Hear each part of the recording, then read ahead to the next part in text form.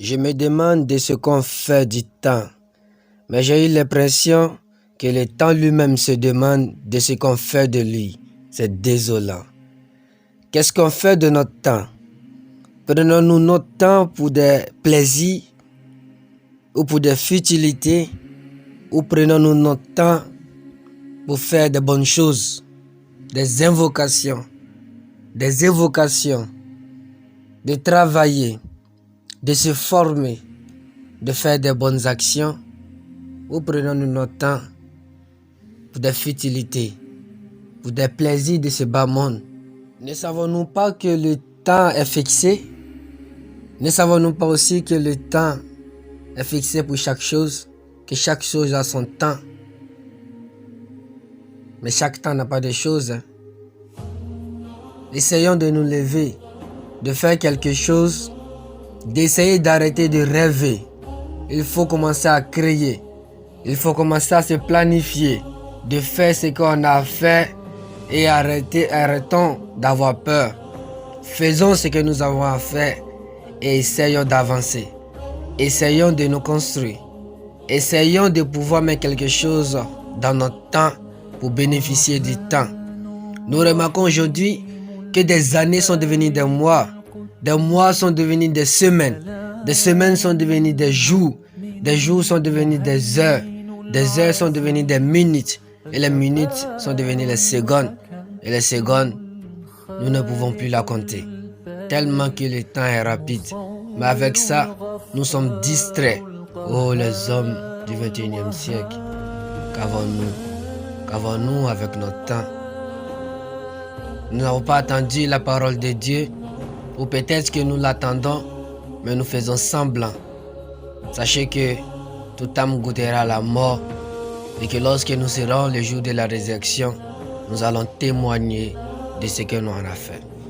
Nous allons témoigner de ce que nous avons fait, ça soit religieusement, ça soit politiquement, ça soit dans la société, dans tous les domaines que tu iras, tu témoigneras de ça le jour de la résurrection devant ton Seigneur.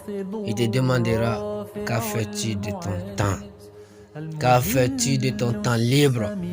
Qu'a fais-tu de ton temps occupé? Que faisais-tu de ton temps? Voilà pourquoi le Seigneur, il nous a révélé dans la sourate Al-Asri, Ba'da a'udhu billahi minash shaitanir rajim, il nous dit Wal asri. Il dit: je jure par le temps.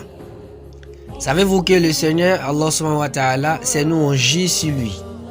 Mais le jour où il décide de jurer sur quelque chose, cela signifie que cette chose est très importante. Il dit: je jure par le temps, innal insana lafi khusr, que l'être humain est certes dans la perdition. L'être humain est certes dans la perdition. Nous sommes perdus. Nous sommes perdus dans la vie. Nous sommes perdus dans la religion. Nous sommes totalement perdus.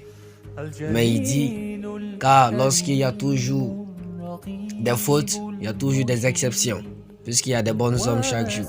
Il dit, illa alladhina amanu, mais sauf ceux qui ont cru, sauf ceux qui ont cru en lui, sauf ceux qui ont travaillé, sauf ceux qui se sont planifiés, sauf ceux qui ont bien utilisé le temps. C'est eux qui ont réussi. Wa amilu salihat, et ceux qui font des bonnes œuvres. Car lorsque tu planifies bien ton temps, tu feras toujours des bonnes œuvres. Lorsque tu planifies bien ton temps, tu auras le temps de pouvoir adorer. Tu auras le temps d'aller travailler. Tu auras le temps avec la famille. Tu auras le temps avec les plaisirs.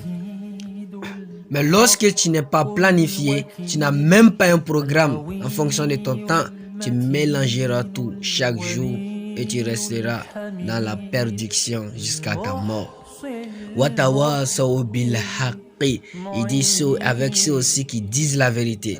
C'est lorsque tu planifies bien ton temps, tu ne mentiras pas. Si je te dis j'ai besoin de toi, tu me diras qu'actuellement je suis occupé. Mon temps libre c'est à telle heure, dans telle heure nous allons nous voir. C'est ça, planifier le temps. Parce que lorsque tu respectes ton temps, les gens te respecteront. Mais si tu ne respectes pas ton temps, on ne te respectera pas. Watawasaw bis sabr, il dit La dernière, ce sont ceux aussi qui sont patients. Ceux qui planifient les temps, ce sont les patients. Puisqu'il planifie et il attend le résultat, il n'a pas peur d'échouer, il avance sur la chose. Mais il sait que son Seigneur le voit. Il sait que son Seigneur note. Ad-Dayan, la yanam. Il sait que celui qui le regarde, il ne dort pas. Fakun Kamashid, Kamatadin Otodan, qu'est-ce que tu fais de faire? Pour terminer, j'aimerais vous dire de respecter votre temps, car c'est la meilleure des choses. N'oubliez pas de liker, de vous abonner, d'appuyer la cloche de notification pour ne louper aucune de mes vidéos. C'est ce, je vous dis à la prochaine vidéo. Inch'Allah.